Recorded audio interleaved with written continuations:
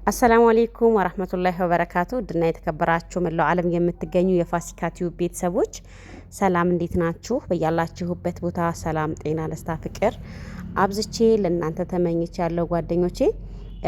እኔ ቪዲዮ ሼር አድርጉልኝ ብዬ ለመኛችሁ አላቅም። ይሄ ቪዲዮ ግን መልእክቴን እንዲደርስልኝ ስለምፈልግ ቪዲዮውን ሼር አድርጉልኝ። ቲክቶክ ላይ ቆራርጣችሁ ለጣጥፉልኝ።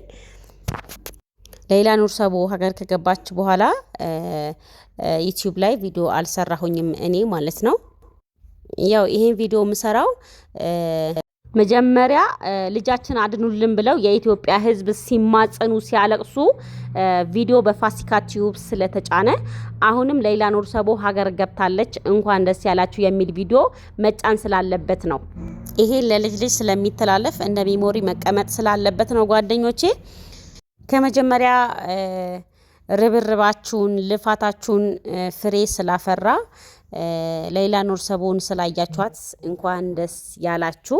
በሌላ ኑር ሰቦ ህይወት መዳን የአንበሳውን ድርሻ የሚወስዱት አረብ ሀገር የሚገኙ እህትና ወንድሞቿ ናቸው። ክብር ይገባቸዋል።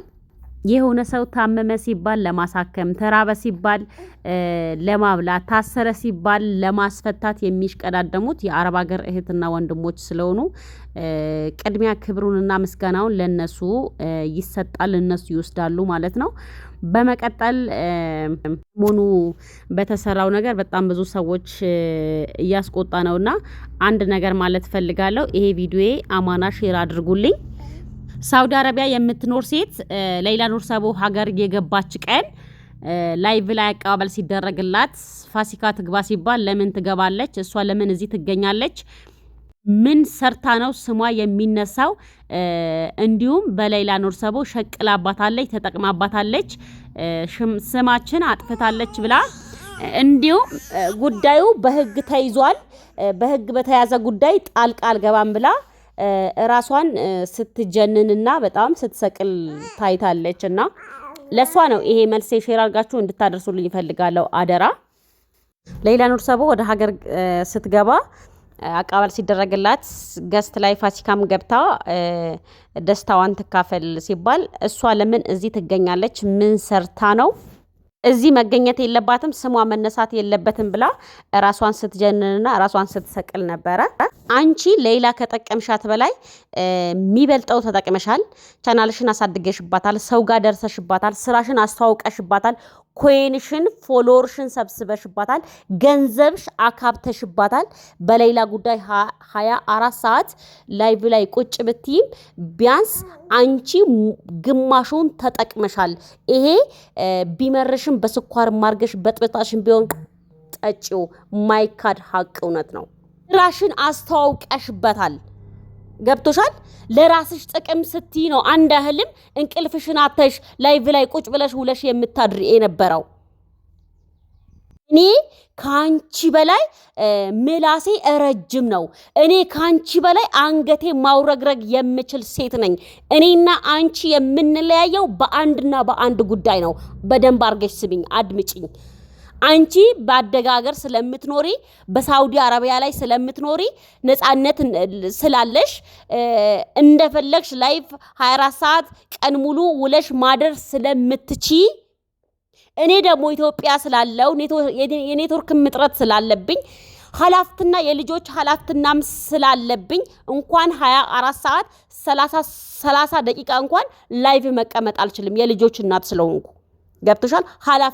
ሀላፍትና ስላለብኝ፣ ምግብ መስራት ስላለብኝ፣ ልብስ ማጠብ ስላለብኝ፣ ልጆችን ማኔጅ ማድረግ ስላለብኝ መቀመጥ አይመቸኝም 24 ሰዓት ላይቭ። ገብቶሻል? ይሄና አንቺ የሚለየን ይሄና ይሄ ብቻ ነው። አንቺ በምንም በልጠሽኝ አይደለም እኔ ላይ ምላስሽን ስትዘረዝሪ የነበረው፣ እኔ ላይ አንገትሽን ስታውረገርጊ የነበረው። ይሄ ነው የኔና ያንቺ ልዩነት። ገባሽ? ትላንትና አንቺም አረብ ቤት ሽንት ቤት ስታጥቢ ነበረ፣ እኔም አረብ ቤት ሽንት ቤት ሳጥብ ነበረ። አንቺም ቻናልሽን አሳድገሽ ስራ እየሰራሽ ነው፣ እኔም ሀገር ገብቼ ልጆች ወልጄ ልጆችን እያሳደግኩ ነው። ይሄ ነው የኔና ያንቺ ልዩነት። አንቺ በምንም በልጠሽኝ አይደለም፣ ምትበልጭኝም ሴት አይደለሽም ሲጀመር ማለት ነው። ገብቶሻል? የሰራሽው ለሌላ ኑር ሰቦ ላይቭ ላይ 24 ሰዓት እንቅልፍሽን አተሽ ቁጭ አልሽው ለእዩንታ ለሰው ጋር ለመታወቅ ብለሽ እንደሆነ የዛ ቀን አስመስክረሻል፣ ባንደበትሽ ማለት ነው። ሁላችሁም ድርጅታችሁን አስተዋውቃችሁባታል። ሁላችሁም ስራችሁን አስተዋውቃችሁባታል። ሌላ ኑር ሰቦ ለሷ ብትሉም እናንተ ከሷ በላይ ተጠቅማችኋል። ይሄ የማይካድ ሀቅ ነው። ሁሌ እኔ ዩቲዩብ ቻናል ላይ አይናችሁ ይቀላል፣ ለምን እንደሆነ አላቅም። እኔ በሌላ ኑር ሰቦ በሰራውት ቪዲዮ የሰው ጥላቻ መገፋትን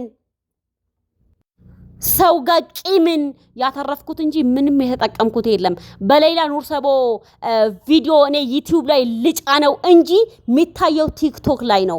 አንድም ቀን እኔ ዩቲዩብ ቻናል ቪዲዮ ቫይራል ወጥቶ አያውቅም።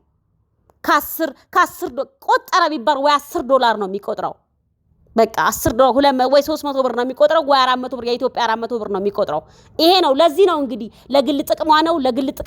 እኔ ለግል ጥቅሜም ይሁን ምንም ይሁን በነገራችን ላይ ዋናው ታርጌቴ ሌላ ኑር ሰቦ ሀገር እንድትገባ ነበር። ተሳክቶልኛም ድምጼም ፓወር አግኝቷል። በህግ በተያዘ ጉዳይ ላይ ጣልቃም ገብቼ ማውራት አልፈልግም ስቲ ነበረ እንዴ። የሌላ ኑር ሰቦ ቪዲዮ መስራቴን ፍትህ መጠየቄን ጉዳይ የት ደረሰ ብዬ መጠየቄን በህግ የሚያስጠይቀኝ ከሆነ አም ሬዲ።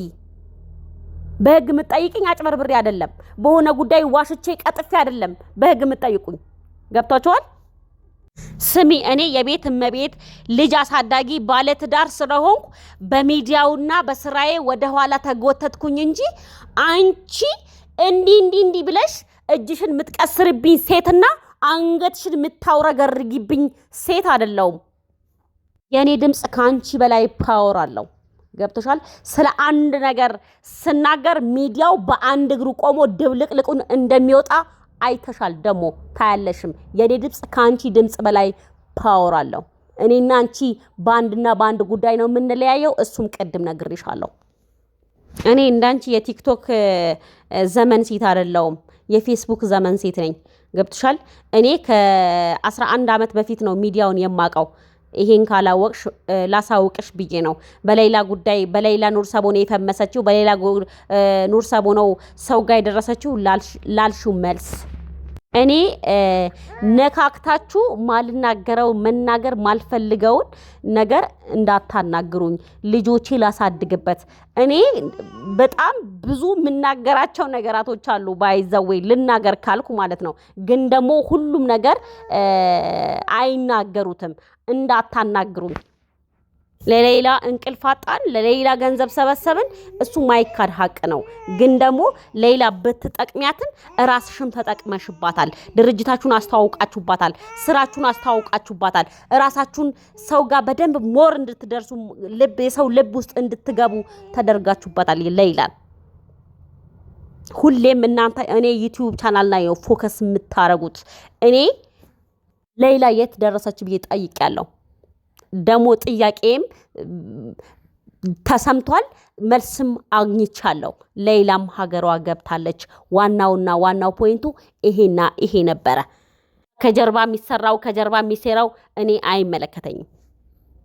የሌላ ኑር ሰቦ ቤተሰብ በሌላ ኑር ሰቦ ቤተሰቦች ላይ እኔ ለምን አላልኩም? ምክንያቱም ተኙ ሲባሉ የሚተኙ፣ ተነሱ ሲባሉ የሚነሱ፣ ቁጭ በሉ ሲባሉ ቁጭ የሚሉ፣ አፋችሁ ዝጉ ሲባሉ አፋቸው የሚዘጉ ሰዎች ነበሩ፣ ሌላ እጃቸው እስከሚያስገቡ ድረስ። ምክንያቱም የቸገረው ሰው ቢጨኑት አህያ ቢለጉሙት ፈረስ ነው ጋይስ፣ ተረቱ ማለት ነው።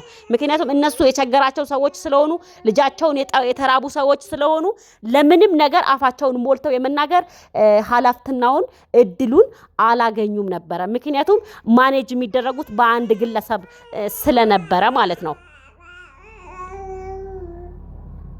በቃ ይሄ ነው በሌላ ኑር ሰቦ ጉዳይ ላይ በቤተሰዋ በኩል የማቀው ይሄ ነው። እኔ ሙሉ መወሰን አይችሉም። እንደዚህ እንኳን ቢሉ ጥያቄያቸውና እንትናቸው ውድቅ ነው የሚደረገው።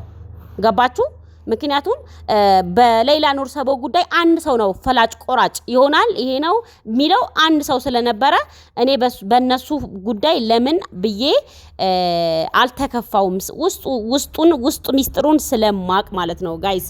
እና አሁን ሌላ ወደ ሀገር ስለገባች እነሱም አፋቸውን ሞልተው መናገር ይችሉ ይሆናል።